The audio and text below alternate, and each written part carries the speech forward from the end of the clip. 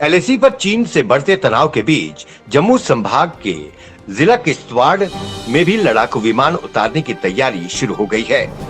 किश्तवाड़ में पहली बार लड़ाकू अपाचे हेलीकॉप्टर की लैंडिंग करवाई गई। किश्तवाड़ के हेलीपैड पर 2 अपाचे हेलीकॉप्टर उतारे जाने के अलावा पायलटों ने पूरे क्षेत्र का जायजा भी लिया। एसएसपी हरमीत सिंह मेहता ने बताया कि अपाचे हेलीकॉप्टर यहां स्थिति का जायजा लेने आए थे। लद्दाख में चीन के साथ जारी तनाव के चलते आपात स्थिति में इस हेलीपैड का प्रयोग की संभावना को पुख्ता किया गया है। उल्लेखनीय है कि यहाँ एक छोटी हवाई पट्टी का निर्माण भी होना है, जिसके लिए भूमि चिन्हित की गई है। उसका काम भी जल्द शुरू हो सकता है। देश में स्वच्छ भारत अभियान के तहत प्रधानमंत्री नरेंद्र मोदी के आह्वान पर लोगों ने बढ़ चढ़ कर हिस्सा लिया और इसे एक आंदोलन का रूप दे दिया। पर लोगों के टैक्स के पैसों की धज्जियां कैसे उड़ाई जाती हैं, ये जिला डोडा के म्युनिसिपल कमेटी के अधिकारियों से आप पूछ सकते हैं और सीख सकते हैं। पुल डोडा का एक चौराहा है, जहां से एक सड़क किश्तवाड़ को जाती है तो दूसरी भद्रवा। वहां कम्युनिटी टॉयलेट बनाया गया है। यहाँ बाहरी राज्यों से भी लोग आते हैं। ये कम्युनिटी टॉयलेट ताले में बंद है और इसके चारों तरफ इतनी गंदगी है कि कोविड-19 महामारी से नहीं, इन्फेक्शन से व्यक्ति मर जाए। हजारों की तादाद में लोग सफर करते हैं, पर व्यवस्था देखिए इन तस्वीरों में। यहाँ एक पानी की टंकी रखी गई है जो हाथ धोने के लिए है, कोविड-19 महामारी के मद्देनजर। उम्मीद है डीसी डोडा डॉक्टर सागर डीडाईफोडे इस ओर जरूर तवज्जो देंगे। कश्मीर घाटी में नेशनल कॉन्फ्रेंस ने अपने प्रिय नेता व राज्य के पूर्व मुख्यमंत्री शेख मोहम्मद अब्दुल्ला की 38वीं पुण्यतिथि मनाई। इस दौरान नेशनल कॉन्फ्रेंस के अध्यक्ष डॉक्टर फारूक अब्दुल्ला, पूर्व मुख्यमंत्री उमर अब्दुल्ला समेत पार्टी के वरिष्ठ नेताओं ने अपने नेता को भावभीनी श्रद्धांजलि अर्पित की। वहीं डॉक्टर फारूक अब्दुल्ला ने बीजेपी और आरएसएस पर आरोप लगाते हुए कहा कि ये दोनों पूरे देश में कम्युनल पॉलिटिक्स खेल रही हैं और सीधे तौर पर कश्मीर की स्थिति और अराजकता के लिए जिम्मेदार हैं। कश्मीर घाटी के जिला शोपिया के गुलाब टांग केलर के लोगों ने अपने क्षेत्रों में बुनियादी सुविधाओं के अभाव को लेकर प्रशासन के खिलाफ विरोध प्रदर्शन किया। इस इलाके को मूलभूत सुविधाओं से वंचित रखा गया है। लोगों ने आरोप लगाया कि बिजली की तारें लकड़ी के खंभों पर टिकी हैं और एक ट्रांसफार्मर पर 100 परिवारों की बिजली टिकी है और ये ट्रांसफार्मर अक्सर जल जाता है और अब भी जला हुआ है, पर बिजली विभाग कोई तवज्जो नहीं दे रहा। वहीं लोगों ने सड़क और पानी को लेकर भी रोष व्यक्त किया। सड़क पर जगह जगह बड़े गड्ढे हैं और पानी हफ्ते में एक बार आता है। लोगों ने प्रशासन को चेतावनी देते हुए कहा कि उनके पास विरोध करने के और भी कई तरीके हैं। अगर समस्याओं का जल्द हल नहीं निकला गया तो पूरे जिले में कानून व्यवस्था की स्थिति उत्पन्न हो जाएगी, जिसके लिए प्रशासन जिम्मेदार होगा। जम्मू संभाग के जिला उधमपुर के बसंतगढ़ के गंदटॉप में हो रहे भूस्खलन में जमींदोज होने वाले मकानों की संख्या 15 पहुंच गई है। इन घरों के परिवारों को कम्युनिटी हॉल और गवर्नमेंट स्कूल की बिल्डिंग में रखा गया है। वहीं इसे देखते हुए पूर्व एमएलए आरएस पठानिया ने इलाके का दौरा किया और लोगों को आ रही परेशानियों की मौके पर जाकर समीक्षा की। आरएस पठानिया ने उपराज्यपाल मनोज सिन्हा से अनुरोध किया कि विस्थापित परिवारों को जल्द सहायता पहुंचाई जाए।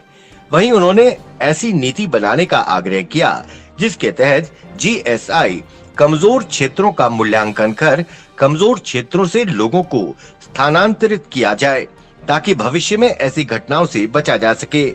वहीं उन्होंने विस्थापितों को टेंट, कपड़े, भोजन और सभी सरकारी सहायता देने का उपराज्यपाल से अनुरोध किया।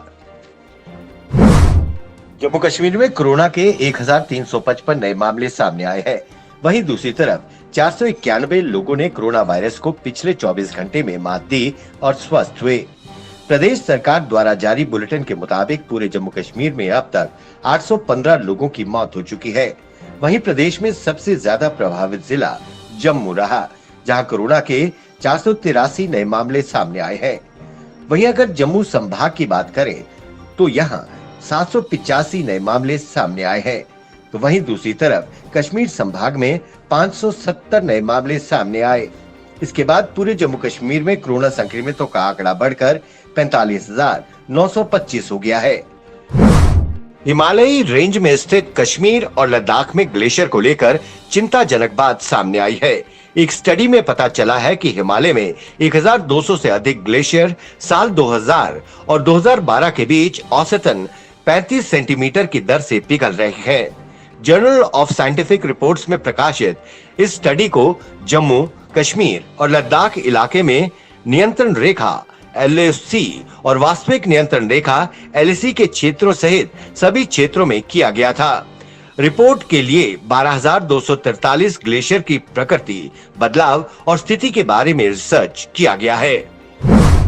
जम्मू कश्मीर प्रशासन ने कश्मीर के 6 ऐतिहासिक मुगल कालीन बागों को यूनेस्को के विश्व धरोहर स्थल सूची में शामिल कराने के लिए डोजियर तैयार करना शुरू कर दिया है। पर्यटन जगत से जुड़े लोगों को उम्मीद है कि इससे वादी में पर्यटन को बढ़ावा मिलेगा।